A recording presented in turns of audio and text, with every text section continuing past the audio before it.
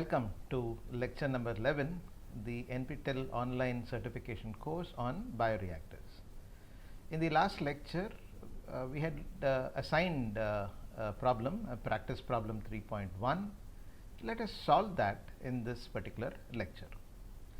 The problem read, in a batch bioreactor, the concentration after inoculation was 0.5 gram per liter. The lag phase usually lasts 20 minutes under these conditions.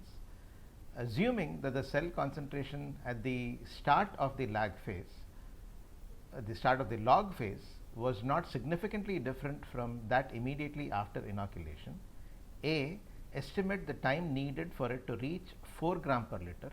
The specific growth rate for this organism under these conditions is 0.5 hour inverse.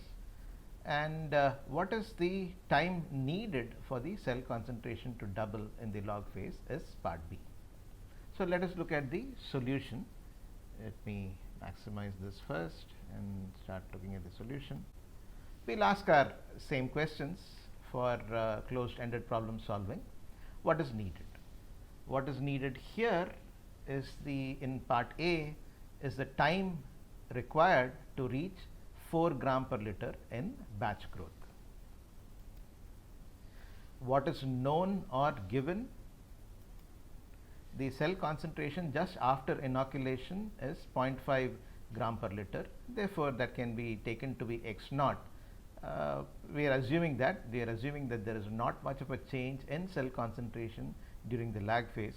Therefore, x naught, which is the cell concentration at the beginning of the log phase, is also taken to be 0.5 gram per liter.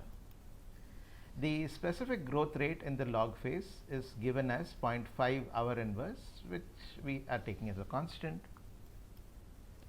The lag phase is 20 minutes, which is T0, and those are the things that are known. So we have seen what is needed and what are known or given. Now, how to connect what is needed with what is known. We have already derived the equation relating the cell concentration and time in batch growth in the previous lecture.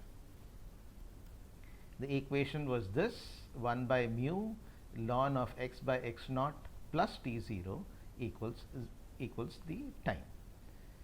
So we need time here. If we substitute the known values, we get 1 by 0.5, mu is constant 0.5 hour inverse, ln 4 by 0.5 plus T naught is 20 minutes, and our specific growth rate was an R inverse. So we need to work with a consistent system of units. In other words, the units of each of these terms must be the same. Okay, if you check that, we will need to convert the 20 minutes into hours, and therefore we are dividing that by 60. 20 minutes by 60 minutes per hour is 1/3 hour. That equals the time that is required. We have checked for the consistency in unit, each term having the same system of units, and the need for 20 by 60 we saw. It's always good to check the units of each term in an equation and ensure that it is the same. If we calculate this left hand side, we will get T equals 4.49 hours or 269.3 minutes. So this is part A, the time that is required to reach a concentration of 4 gram per liter, starting with a concentration of 0.5 gram per liter when the specific growth rate was 0.5 hour inverse. For part B, what is needed? The time for the cell concentration to double in the log phase. What is known or given? This written in terms of our terminology would be x equals 2 times x naught. The specific growth rate is 0.5 hour inverse, and what is how to connect what is needed to what is given. Since we are concentrating only on the log phase, the lag time is really irrelevant here. We don't have to worry about it.